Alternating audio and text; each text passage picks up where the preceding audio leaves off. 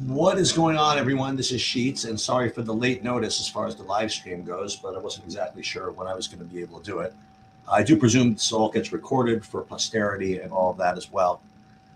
So again, for UFC, what I like to do is try to do 3 videos. One, most important being this one, where I go through the fights and go through who I think are the best DFS plays. I'd like to do a second video where I do a betting breakdown. And I also like to do a third video where I completely focus on lineup construction tricks and using the Sims and using the Pater portfolio manager to minimize dupes and that type of thing, specifically for the throwdown. But at the very least, I do want to take care of the DFS, just the slate breakdown.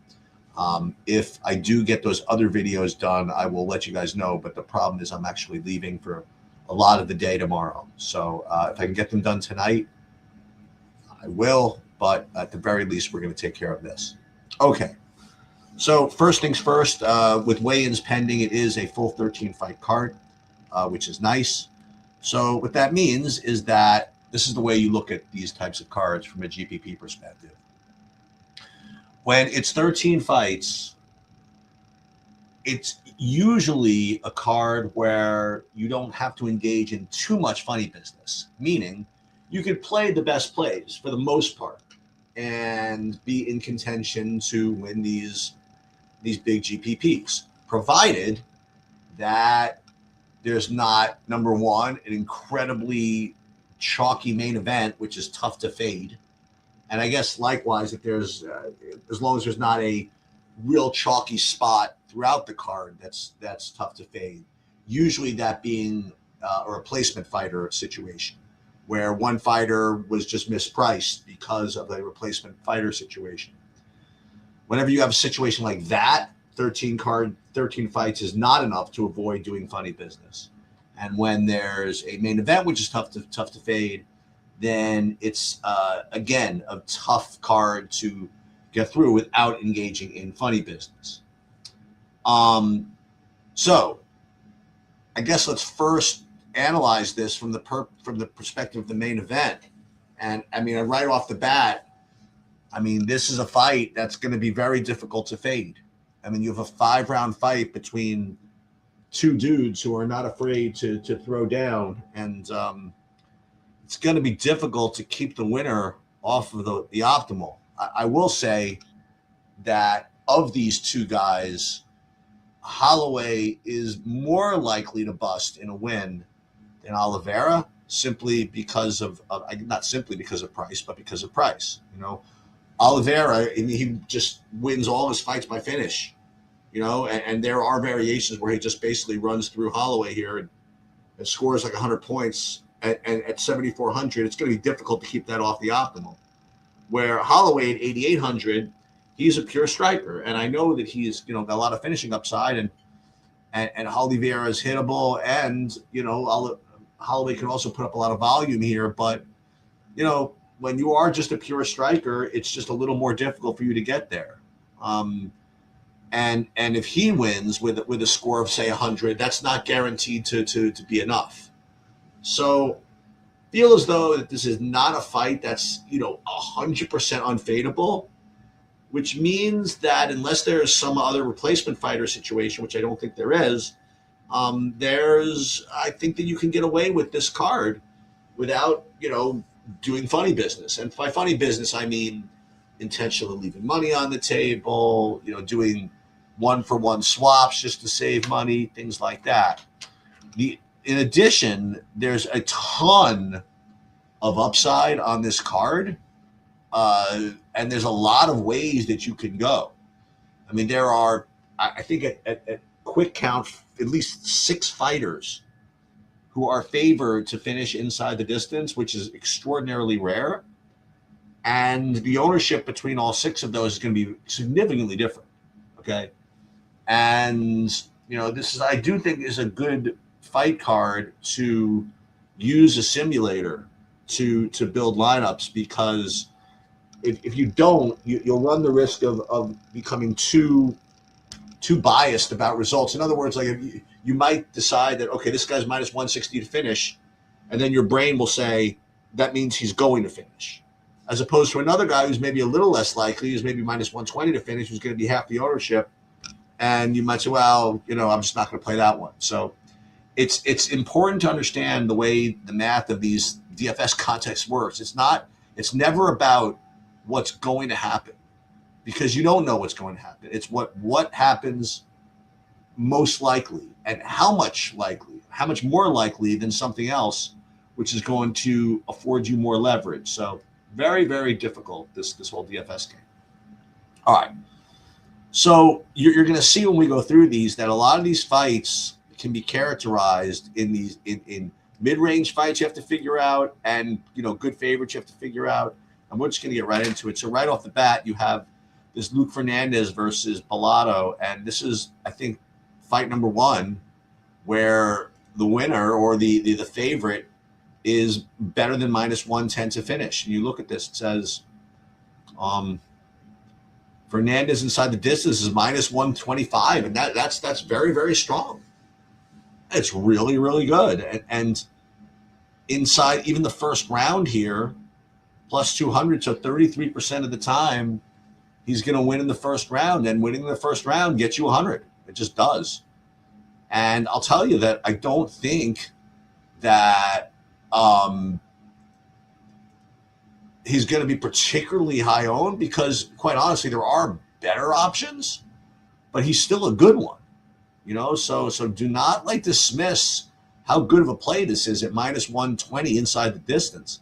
Now, he also does have the possibility of having some wrestling upside. So when you combine a minus 120 inside the distance and a plus 200 first round and takedown upside, I mean, this is a very, very strong favorite. And you'll see that when we go through these, you'll find other guys that you'll like more, but how much more? And you're going to see Max Holloway at 8,800, who is going to be 45% owned, compared to Fernandez, who is going to be, 20-ish, and that's because the median of Holloway is going to be obviously much higher. But in his wins, I mean, Fernandez can score just as much, if not more, than Holloway. So I definitely like him a lot. Bellato on the other side, the way I analyze these underdogs is, unless they really have a lot going for them individually, I only really want to take them if they're affording me a lot of leverage against a good-looking favorite. So Luke is okay looking, but he's not great. So if I'm not going to play Bellato simply for leverage, so I have to analyze him in terms of his abilities. So Bellato inside the distance, he better be plus 300 or better, really, for me to want to play him. And you look at this, it says Bellato inside is going to be what? Bellato inside the distance looks like, and not bad, plus 330. So he's one of these guys that, I mean, in 20 max or lower, I'm not going to play, but if I get to him in 150s, I'm certainly going to be all right with it. But it's certainly not a priority play. He certainly doesn't have too much wrestling upside. He's just kind of a very, he's got good cardio, good scrappy fighter. I'm sure he can get a third round KO, or maybe even earlier, and be competitive with the optimal. But the metrics are certainly not great. How about that? Okay, next one, Young Lee versus Gaston Bolanos. So we'll look at the prices here. You have Lee at 9,300. This is a tough price tag, because you have a lot of upside on this card, and at 9,300 you're going to need at least not only a minus 110 inside the distance line, but you're going to need takedown upside. But I'll tell you, I think he has it. I mean, he does have takedown abilities. He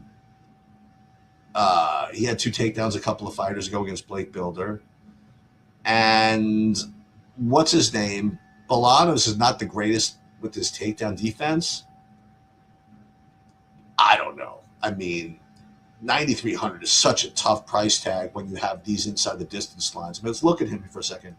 I think his inside the distance line is it minus 110? I mean, if it is, then never mind, but I didn't think it was. Yeah, look at this, actually. It's basically a pick 'em. So he's not as good of a play as Fernandez because Fernandez is a better inside the distance line at 8,900. But yeah, I don't know. Maybe he's just a fade. I mean, I was going into this card thinking he's going to be like playable, but again, and I hate to cop out like this, but that's the way it goes. When I run my sims or whatever, if I get to him, great. But if I'm going to just say who good plays are here and 20 max and hand builds, I just can't get to this. There's just too many better options around the same price tag. And Bolanos, again, because I don't think Lee's going to be particularly high owned, you're not going to get any real leverage out of him. And his inside the distance line in of itself is no good. And he has very little takedown upside. So I think that this fight is probably close to a fade. Okay, Rafael Tobias versus DR Nurgaze. Now, Nurgaze has been just an incredible disappointment. He came into the UFC with a ton of hype, and he's just shown nothing, And I think this is like the fight where he gets roasted and just sent on his way, I guess. And Tobias's inside the distance line is probably extremely strong. Let me see. I mean, his inside the distance line is minus 120, and he's got an incredible amount of takedown upside. Plus, Nurgaze is really, really bad, like on the mat. So Tobias is like elite here. This is an extremely strong play. So Tobias, Fernandez, these are other reasons why you don't really want to play Jung Young Lee here. These are two extraordinarily strong plays to get your day going. Now, Nurgaze, again, I think that if we're going to play him, I think that Tobias is actually going to be popular enough where you could play Nurgaze just for leverage. So when you want to play a guy just for leverage, you have to just at least have him be decent, and he is. He's inside the distance line at plus 300. That's totally reasonable, considering that his opponent is going to be somewhat owned. So I do think that Nurgaze is a pretty decent underdog to get even in 20 back. So I think you probably want to play both sides of this. But Tobias obviously is surely the better side. Okay. Jesus Aguiar versus Sue Sumadarji. The majority of the upside here is actually going to be on the Aguiar side. If you look at this, you have Sumadarji 9,100, Aguiar 7,100. And again, these are our metrics. For a $9,100 fighter, you're really going to need a minus 110 or a lot of takedown upside, and you'll see that Sumadarji is just a very, very poor inside distance, plus 260, and he's not a takedown guy. If anybody's going to get the takedowns here, it's going to be Aguiar. Boy, this inside the distance line is really poor, though. And strangely, I do think Aguiar is probably going to take a little money. I'm hearing a lot of talk about his guillotine and how he's got a lot of upside here. He might end up being overowned. So I don't know if I'm going to actually be able to get to him. You do have to respect the metrics to some degree. And unless you told me for sure that he was going to go for takedowns, he could be.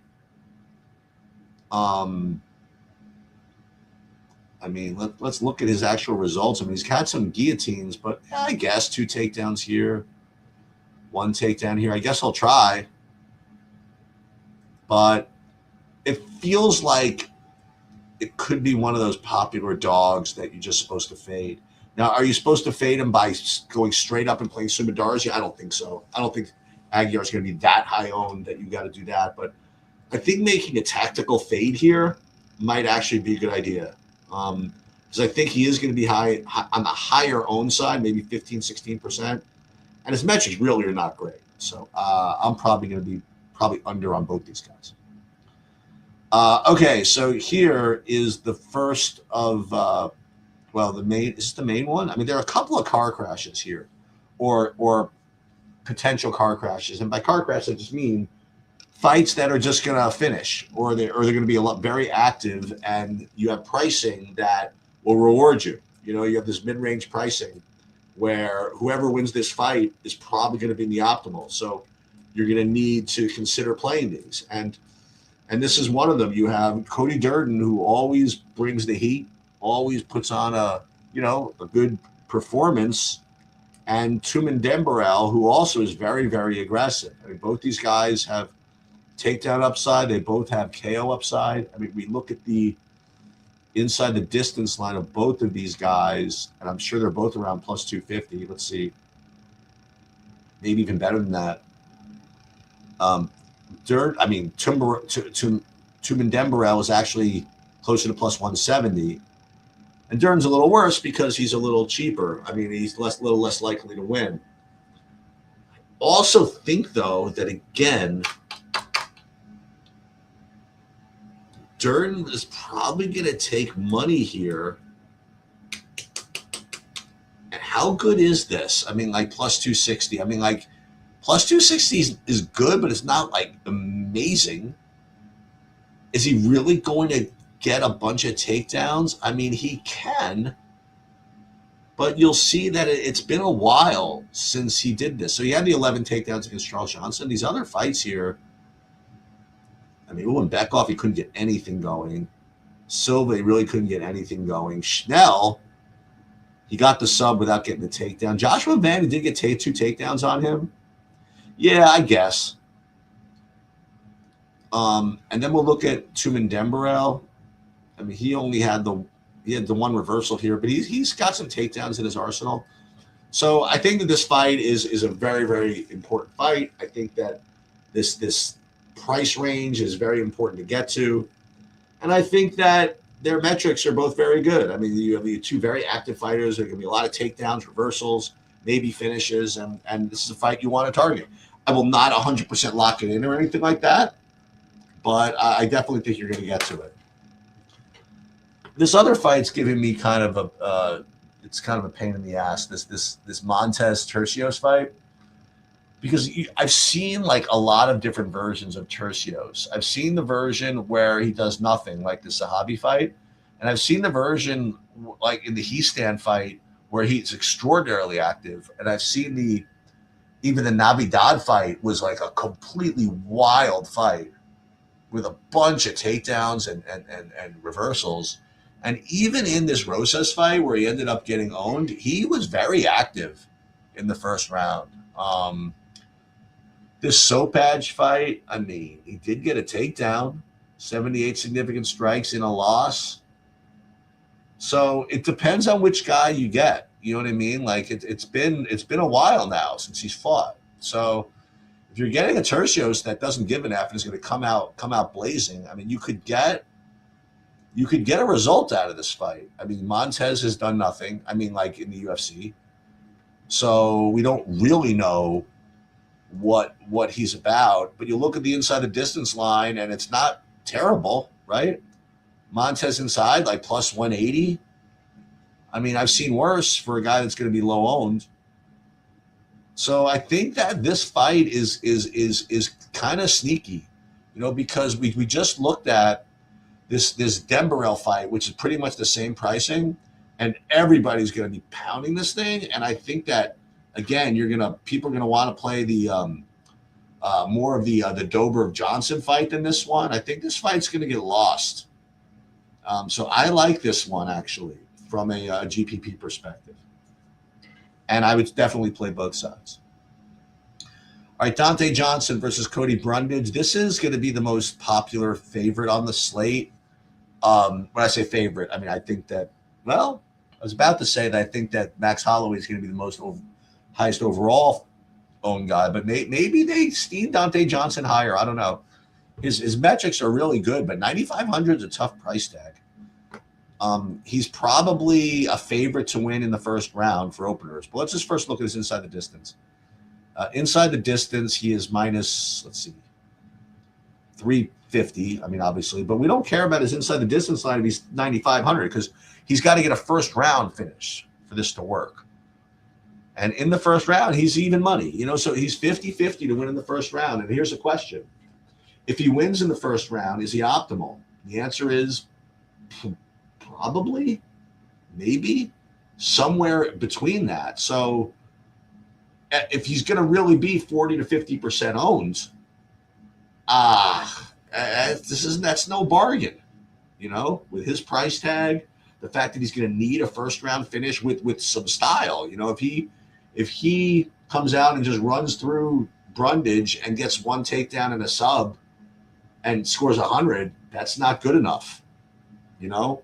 So I think he's fine. I think he's going to show up in good lineups with the underdogs here, but don't go crazy with this play. Um, as far as Brundage, again, I'll play him just for leverage, but the problem here is he just doesn't win often enough. His money line is plus what's 800. That's like only 10%, really, or 12% of the time. And that's not very good. Now, in those 12%, does he make the optimal? Yeah, I would say. And I guess that he's not going to be that much more than 12% owned. So if you get in a GPP Sims perspective and you're running 150, I don't mind playing him, but in 20 max and below, I probably wouldn't. So yeah, I guess that Dante Johnson is fine enough. And in 20 max, you could probably play him. I mean, we'll build a lineup after this to see what we could end up getting. And maybe you are going to be able to get to Dante Johnson. Well, we'll see. Let's put him in here for now. Yeah, I put him in here for now to see what we're going to end up getting. Oh, here's the other car crash I was going to get to. The Ferreira fight. We'll get to that in a minute. All right. Cody Garbrandt versus Long Jiao. If there's anything that's close to a fade, I think it's going to be this fight. It does have a lot of competition in that mid-range, and you look at the metrics, and they're just not good at all. Like Zhao inside the distance is probably plus 250. Let's see. Plus 300 even. I mean, plus 300 at 8,300. It's just not going to be great. I mean, I will say he's going to be low owned, but that's about it. And Garbrandt has been low volume. He hasn't really done much recently. So again, there's just no reason to play this fight. If again, I hate to say this, but we'll run this when we do our lineup construction video. If you put in your metrics and you put in your percent chances of winning and your percent chance of finishing, and you get to either of these guys in other lineups that have chalkier options, I have no problem with it. But we're just trying to identify the best plays here. And I just don't think that either of these guys fit the bill. I mean, I just don't think you should play them in 20 max or anything where you're hand building. Okay, so now we have two potential car crashes in a row. We have Bruno Ferreira and Gregory Rodriguez, and Michael Johnson and Drew Dober. They're both mid-range fights, very similar to the Durden fight, very similar to the Tercios fight. And when we go through these, we have more examples of why this Tercio fight is going to be very, very low owned.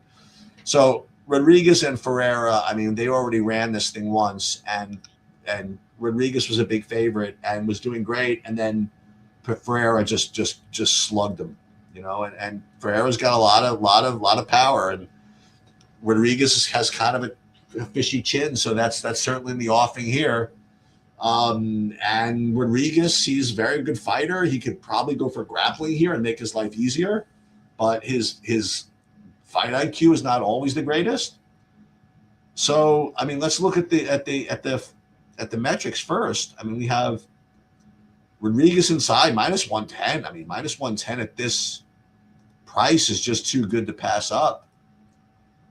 Plus the grappling upside. I mean, and then you have Ferreira inside at plus 250. I mean, plus 250 at 7,600. I mean, that's pretty good. But let's compare that for a second. So Ferreira at plus 250 inside. Let's take a look. We're adjusting for VIG here. How do we compare that to Durden, for example? So Durden is similar price, right? And Durden inside is plus very similar, plus takedown upside. So I actually think that Durden is probably a better play here than Ferreira. but we are kind of splitting hairs here. But I do think that the addition of the takedown upside for Durden makes him a better play than Ferreira. There are also some weird variations where Ferreira wins and doesn't get optimal. Rodriguez takes him down the whole first round, and then Ferreira gets some flash knockout in the second, getting him 80 points or something. That's not good enough. Where it's hard to imagine Durden getting there without at least 80 points. So yeah, Ferreira's a good play. I don't think it's as good as Durden, and but he's certainly he's a good fighter. Excuse me, he's a good fight. He's a good play even in 20 max. Rodriguez, elite. At this price. Okay, now we have Michael Johnson versus Drew Dober. Now the pricing is much more crunched with this one, so you don't need as great of a matchup as far as metrics go, and that's good because this one's going to be a little bit worse than the others. Now it's not that much worse because listen, both these guys can slug, and Drew Dober is always in fights that deliver. Let's take a look at the inside. Let's take a look at the metrics here. It's actually Dober with the better inside the distance line. So Dober is plus 200 and Johnson is plus 230 or plus 260. So they think the Johnson side is pretty weak here. Dober inside is very, very strong. And I'll tell you is that you've heard a lot recently about how bad his chin is. Maybe that keeps his ownership low. I will say this, by the way, that he came off 3 straight losses. And I'll tell you this, going into his last fight, he was in trouble in that fight against Prepolek. I challenge you to watch this. He got there in the third round after there was he had a big cut or something like that. He was in trouble there. I don't know. I think that at the end of the day, this fight could bust. Maybe Dober's just sick of just slinging it around, and maybe he tries to fight a little more circumspect, and this fight goes to a decision, and Johnson just gets kind of an easy decision. That's possible. I think that if you play anybody in this fight, it would be Dober. So we're going to leave him in. I don't think I'll play Johnson here. And moving on, we have just 3 fights left. 3 fights left? Yep. Raul Rosas Jr. versus Rob Font. Now, again, this fight, I don't know why. I've watched a lot of content this week, and even some DFS content. And to me, I'm a little surprised with the way the next 2 fights have been analyzed by the community here. So for me, okay, this is like an easy one. All right, you have Raul Rojas. He's 8,700, right? So at 8,700, what do you need? You need either an inside the distance line of about minus 160 or so, or plus 160 or so, or a ton of takedown upside. Now you look at his inside the distance line, and his inside the distance line is really not good at plus 300. But they say in the Twitter sphere that styles make fights. And I'll tell you, Rosas is going to be going for nothing but takedowns, and Font has just no takedown defense. I see these variations where Rosas gets 10 takedowns here. If anything, from what I've heard, Font has a decent get-up game. And so you know what that means? That means it's 10 takedowns in the good variations of Rosas' wins here. And there are also variations where Rosas just takes him down and subs him in the first round, which is worth 100 plus, So I think Rosas is kind of an elite play here. He's not getting the love that I was expecting. As a matter of fact, I'm getting a lot of this Font business. Like Font will fight him off and much better on the feet or whatever. I just don't exactly get it. And for me to play someone like Font, the only way I can play him is number one, if he has good metrics, and let's just see. inside the distance plus 700, that's no good. Or unless his opponent is going to be really popular, which Rosas won't be. So for me, it's Rosas or nothing here, and I don't think I'd play Font at all. Okay, Kai Barajo versus Renier de Ritter. And again, I don't exactly know why I'm not hearing what I was expecting to hear. But to me, this is like an easy one. Now, before we get into this, I'd like to say that one of my secret little secrets, okay, is the co-main event, unless it's like a 5-rounder, right, is almost always lower owned than it could be, okay? And I don't know exactly why that is. Part of it is the way they card these things usually. You don't get these big car crashes in the main event, right? You get these kind of like good technical fights. In addition to that, people like to get things going. You know, it used to be that the first fight of the night, nobody wanted to take big shots, but people will take shots along the way and they'll save their action for the main. And the co-main just kind of like disappears a little bit. In addition to that, and this is kind of a little sneaky, is I'll get to your question in a second, Drew. The other reason the co-main event gets ignored a little bit in DFS is the way that a lot of content is produced.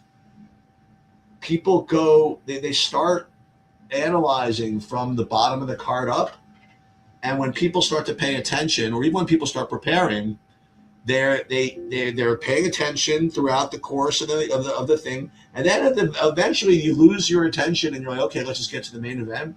And I've done this before. You know, I'm like, okay, I'm fading out a little bit. I can't watch anymore. And then over the main event, I'll get back in there. And this co-main event doesn't get analyzed maybe as much as it could.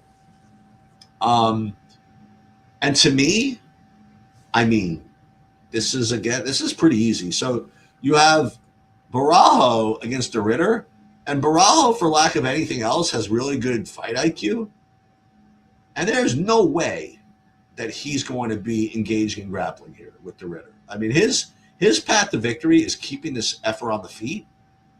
So at 9,200, there's no way I'm playing this. But what you will play, I will play de Ritter. I mean, how on earth does he win and not score? Okay? Is he going to win? Yeah. You know how often he's going to win? About 33% of the time, right? Because it's a 2-1 underdog. But in his wins, how does he not get there? He's an incredible grappler. He's also very aggressive on the feet. And he's 7K. So for me, I think he's like, I'll put you another way. I don't think he's going to be any lower owned or any higher owned than, say, Aguiar, for example. I mean, I don't know. I think that de Ritter is like a very, very strong underdog play here. I mean, not to mention he's got a lot of negative bias because of that horrible cardio dump he had against Brandon Allen. But whatever. I mean, it's been a while since then, and he's gotten his act together apparently. I don't know. I think you got to play him. And then in the main event, I kind of alluded to this before, but yeah, it's tough to fade this. I mean, all Oliveira does is finish people when he wins, and he's 7,400. And Holloway just puts up just tons and tons of volume. So he either is going to get these are his scores. And let's look at these. 122 in a decision, 122 in the late KO. 96, that's not so great. 90, that's not so great either, maybe. 153, yikes. 200 in a decision. Can you imagine? Can you imagine 200 fantasy points in a decision? Now, this one isn't so great, though. 82 against Edgar. 164. So he's got a ceiling, okay? But you know what else he's going to have? He's going to have 45% ownership. I think he's going to be 45. I think Oliveira's going to have 40, and I think that Oliveira is more likely to make the optimal when he wins. I guess that's fair. I'm glad that you're coming with this question, James, right now, because the question is, do you ever stack the main event at large field GPPs? The short answer is no, but not because I don't on purpose, just because I just don't get there. I will say that, yeah, I don't think that this is the fight to do it. The way you do it is on a fight that's going to go 5 rounds with both fighters putting up numbers. And I just don't see the variations where it goes 5, really, and Oliveira scores a lot. You know what I mean? I don't know.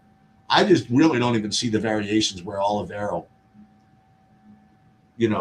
wins and doesn't finish. I mean, the more I even think about it, I mean, how does this even go to the distance?